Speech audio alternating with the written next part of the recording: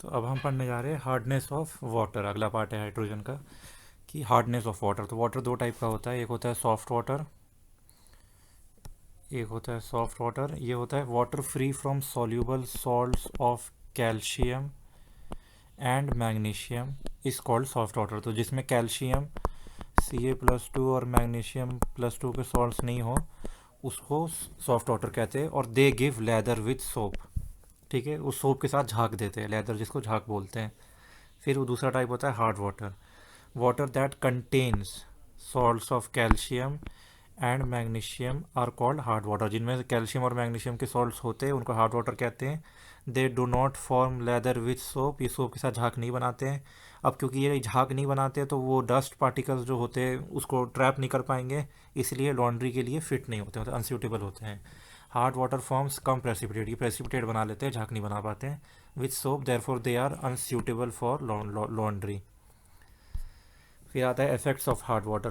अभी बता चुका हूँ, दो इफेक्ट्स है। पहला वाला है कि अनसूटेबल फॉर लॉन्ड्री, पहला है इसमें कि it is unsuitable for laundry, और दूसरा है it is also harmful for boilers.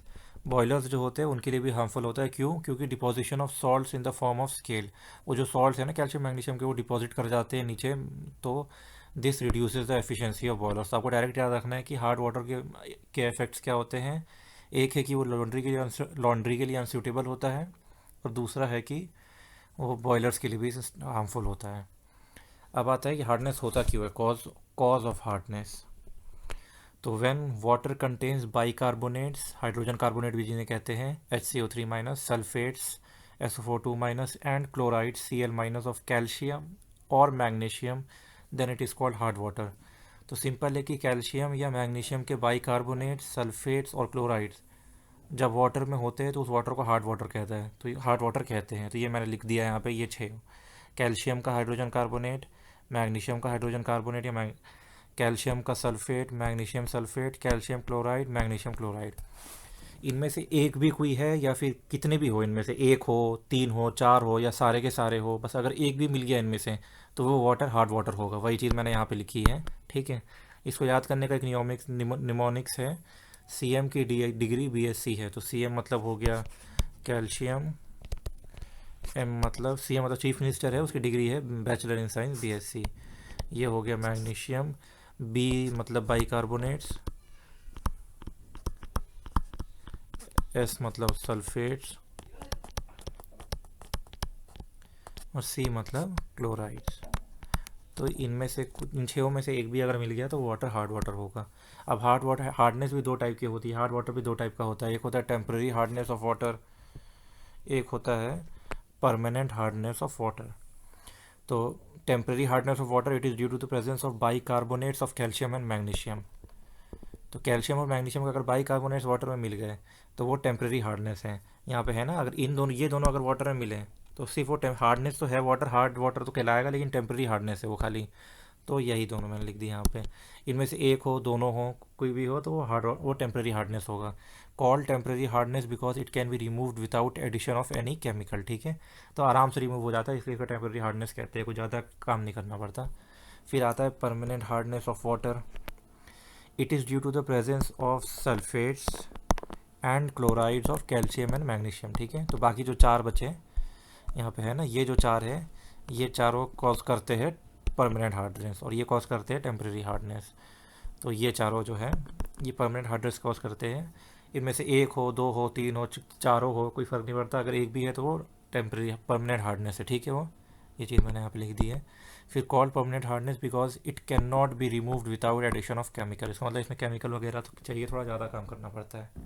तो बस इतना ही है हार्डनेस में, बहुत आसान है, कुछ भी नहीं है, मतलब ये तो एक सेकंड में याद हो जाएगा।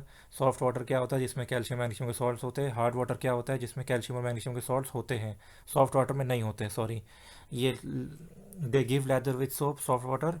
हार्ड वाटर झाग नहीं बनाते, इसलिए वो सूटेबल नहीं है लॉन्ड्री के लिए, और बॉयलर्स को भी नुकसान पहुंचाते हैं। छः चीज़ होती है जिनकी वजह से हार्डनेस होता है। वो हो गया कैल्शियम मैग्नीशियम के हाइड्रोजन कार्बोनेट्स, कैल्शियम मैग्नीशियम के सल्फेट्स, कैल्शियम मैग्नीशियम के क्लोराइड्स, ठीक है। इनमें से कैल्शियम मैग्नीशियम के हाइड्रोजन कार्बोनेट्स की वजह से टेम्पररी हार्डनेस होती है, और कैल्शियम मैग्नीशियम के सल्फेट्स और क्लोराइड्स की वजह से परमानेंट हार्डनेस होती है, ठीक है। बस इतना ही है हार्डनेस में, कुछ नहीं है। अब PIQs देख लेते हैं। ये 2019 को आया था दे जेई मेंस में।